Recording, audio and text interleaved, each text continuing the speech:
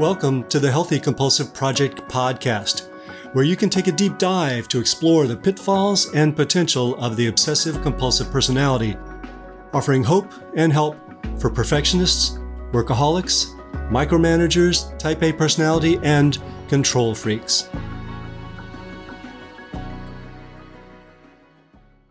Welcome back to the Healthy Compulsive Project podcast. My name is Gary Trosclair. I'm a psychotherapist, Jungian psychoanalyst, and an author with a specialty in working with people who are obsessive-compulsive, driven, type A, and perfectionistic. Today's podcast is about gratification, both delaying it and indulging it. People who are obsessive-compulsive tend to try to delay gratification, which might seem noble, but this does cause problems, which I'll go into. I'll also describe different kinds of gratification and two stories, one about the origins of the problem and an example of how destructive it can be when we go too far in delaying it.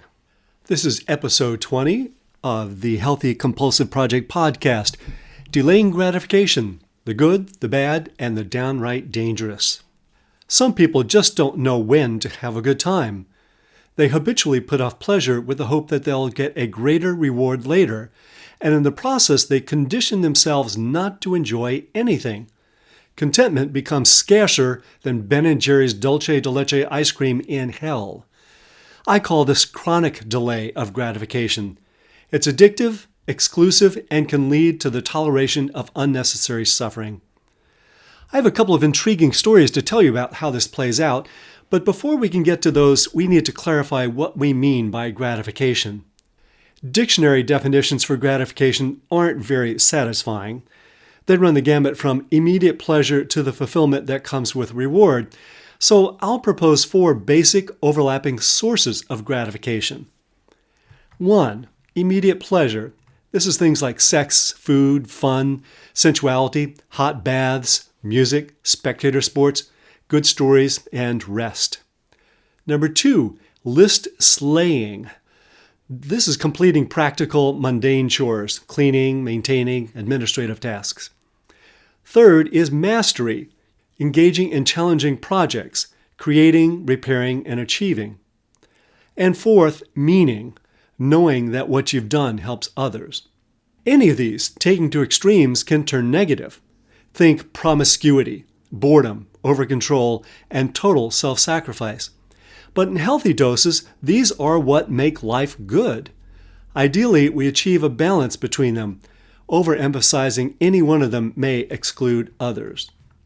When people talk about delay of gratification, they're usually referring to delaying type 1, immediate pleasure. If you can wait, you can get 2 marshmallows instead of just 1, which is usually considered to be a pretty good thing. You'll work hard, get a good job, and marry either Monica Bellucci or Manu Bennett, depending on your preference. Not so fast. It doesn't always work that way. Delay does not predict success. In fact, too much delay of gratification can lead to repressing all 4 types of gratification, which I don't think anyone would call successful. Each time the delayer puts off gratification, they reward themselves with a minuscule mental M&M so the delay itself becomes gratifying at first.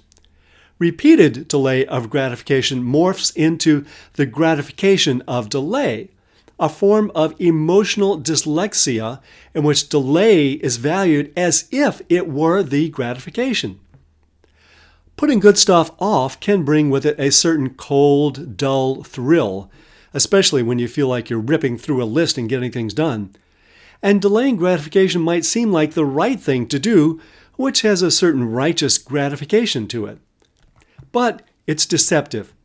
It doesn't satisfy for long. What the shift to the gratification of delay does bring is unfulfilled longing.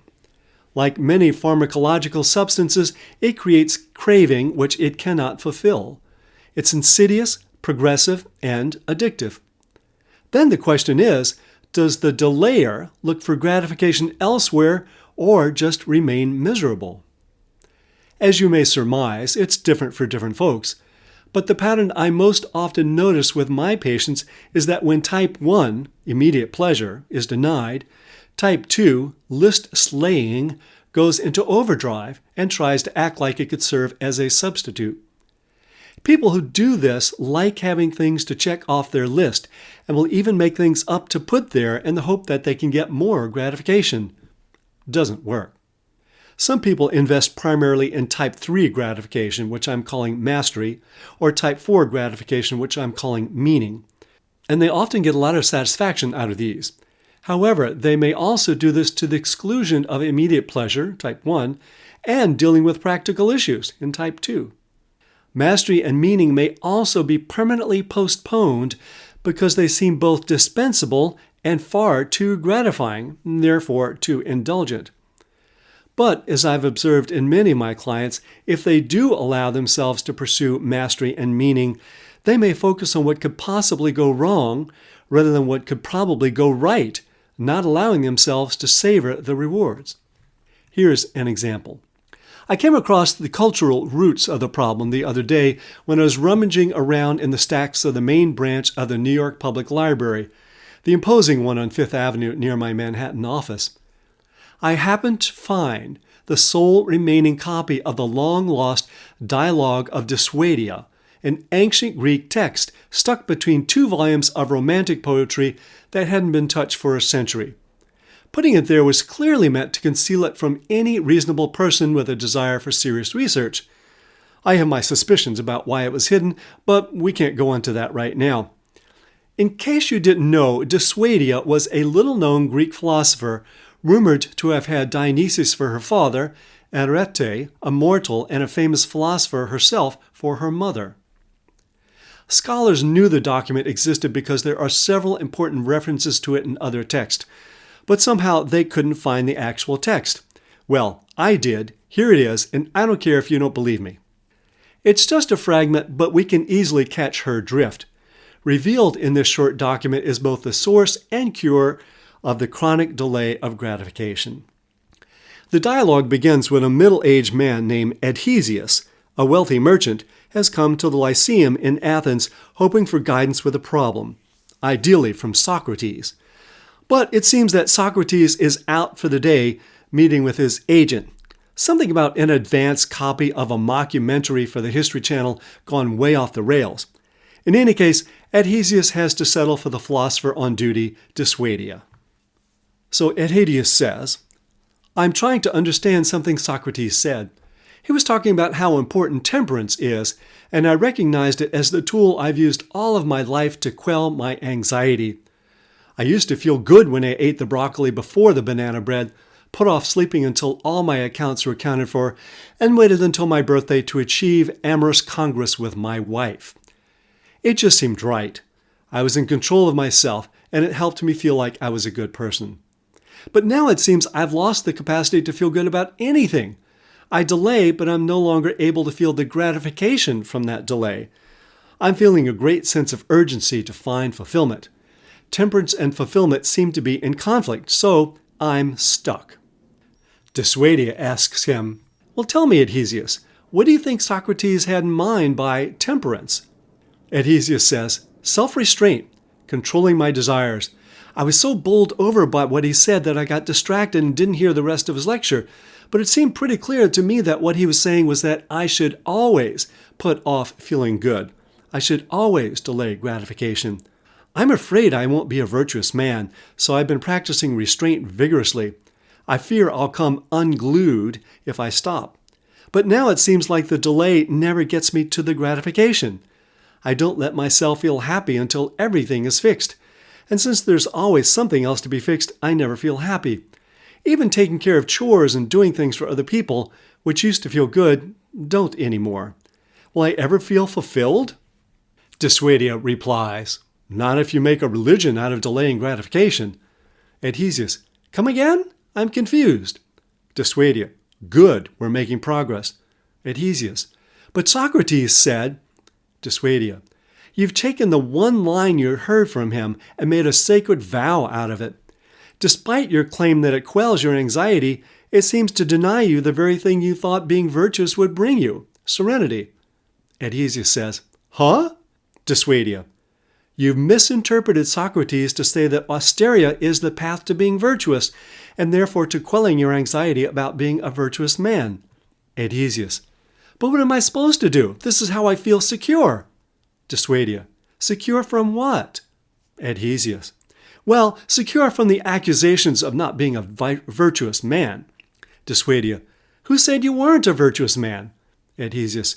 Well, no one yet, but they could accuse me at any second. Dissuadia. Congratulations! You've managed to avoid a bad reputation and incarcerated your soul in the process. Tell me, what would they say about you? Adhesius.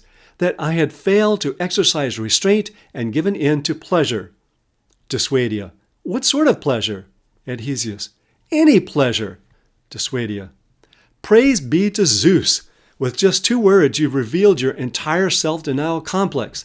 You've taken a small part of what Socrates said and, desperate to defeat your insecurity, used it to forge a shield of abstinence to protect against accusations only you have made.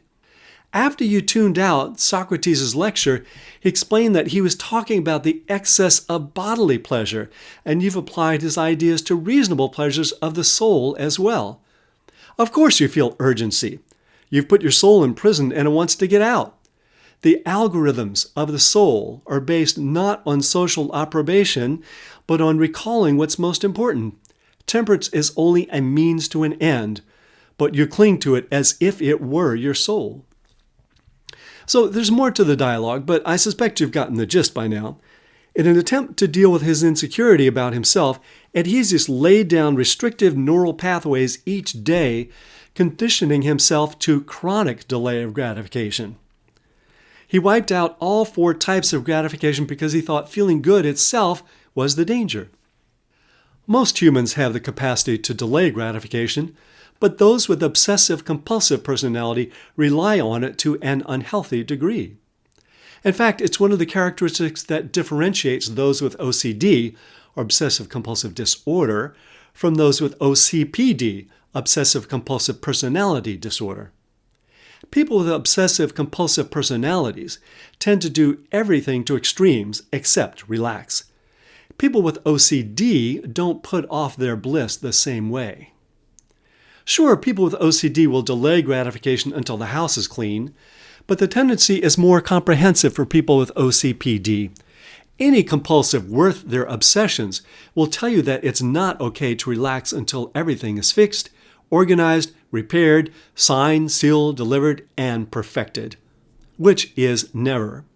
Which is procrastination. Procrastinating about feeling good. Many of us live with the assumption that someday everything will be fixed and then we'll let down our guard and live happily ever after. This might be how we approach our day, week, season, or life. The goalpost of gratification constantly moves further away unless we bring conscious attention to the tendency and challenge it. This isn't just about enjoyment, though. Our phrase, delay of gratification, doesn't convey how serious it can get. It also leads to the toleration of far more suffering than anyone should. For some, especially those whose self-respect, self-confidence, and self-compassion have been eroded by family or culture, delay can lead to suffering like a gateway drug. Sensing that things aren't right, users double down and try to adopt pain as a mean to fulfillment, but instead it leads to self-denial and masochism, which shows up in my next example, and I promise not to make this one up. One example of how the habit of delaying gratification leads to masochism is what goes on behind the scenes in Mother Teresa's religious order, the Missionaries of Charity. Delaying gratification on earth in order to get to heaven motivates many religious devotees. They may also be motivated to tolerate suffering so they can experience the rewards of helping the poor, or the rewards of a closer relationship with God here on earth. But, too often, less healthy motivations, for instance guilt and shame, commandeer the capacity to delay gratification and tolerate suffering, and the better intentions are lost. According to documented reports of many nuns who spent time in the Missionaries of Charity and then left, sisters are encouraged to welcome and even cultivate suffering. One former sister, Kelly Dunham, reports, "One time we got up in the morning and Sister Milagro told us that if we really, really loved Jesus, we would mortify ourselves by going to the bathroom only once a day." The lifestyle that's demanded of the sisters and those that comes to them for help is extremely austere. Particular friendships, and by that it's meant a friendship with a particular individual rather than all of God's children, are forbidden, even platonic ones, between sisters.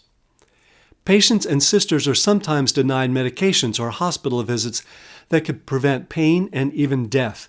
Funds that could be used to help are withheld. To atone for their guilt for failing to meet these arduous standards, the sisters regularly use severe methods of penance, including self-flagellation known as the discipline. Mother Teresa's goal was not to reduce suffering, but to accept it as a gift and to use it to get closer to God. This can help reduce suffering when the suffering is unavoidable and when meaning can be wrested from it. But, as it turns out, too often the suffering isn't necessary. Based on the reports of many who left the order, and even the personal letters of Mother Teresa herself, the severe suffering did not help them in their spiritual quest. You might think my example dramatic, and I'll cop to that. But the pattern is not so different for everyday people. Chronic delay of gratification conditions us to tolerate meaningless suffering. For some, the delay has become so habitual that they can't even name an activity they'd enjoy. That channel has been shut down. Here are some steps to take to return to a more balanced lifestyle. Ask yourself what you get out of habitually delaying gratification. Does it really work? Is it worth it? Observe what you give priority to. Do urgent tasks, such as chores, eclipse more meaningful and gratifying projects? Which forms of gratification are most natural and fulfilling to you? Do you allow yourself to really savor them? Are there forms of gratification you forbid? Prepare for an uncomfortable withdrawal from austerity. Allowing yourself pleasure may not feel good at first. Start small. Appreciate the beauty in the mundane. Look for things that you don't want to end. A good book or piece of music. Things that you aren't just trying to get through. If not now, when? This podcast is not intended to replace medical advice or treatment. The loss of interest in pleasurable activities can also be a sign of major depression. Please consult a mental health professional if you are experiencing signs of depression. You can find transcripts of this podcast with links to research sources and lots more at the Healthy Compulsive blog, www.thehealthycompulsive.com. If you'd like to subscribe to the Healthy Compulsive podcast, hit that subscribe button. And for a thorough guide to cultivating the positive potential of the compulsive personality, find my book on Amazon, The Healthy Compulsive, Healing Obsessive-Compulsive Personality Disorder and Taking the Wheel of the Driven Personality. And if you find any of these helpful, let others know by leaving a review. Till next time, enjoy the drive.